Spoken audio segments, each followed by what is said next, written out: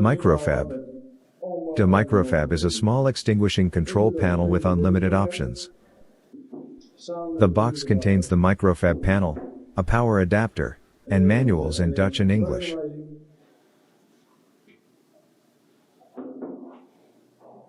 To open the Micro FEP, place the screwdriver in the slit and push out the black tab.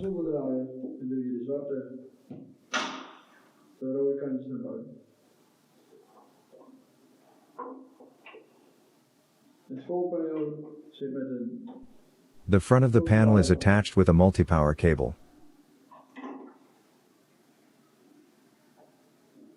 The good thing about this installation is that all wiring needs to be connected at the back and it is clearly indicated what goes where.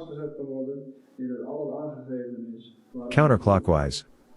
Ports 1 and 2 for smoke detectors. Stopper.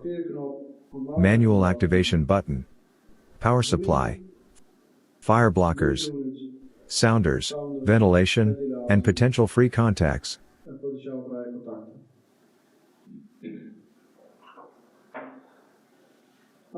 The bottom contains a backup battery, a USB port to read out the log file, and various dip switches. More information can be found in the manual.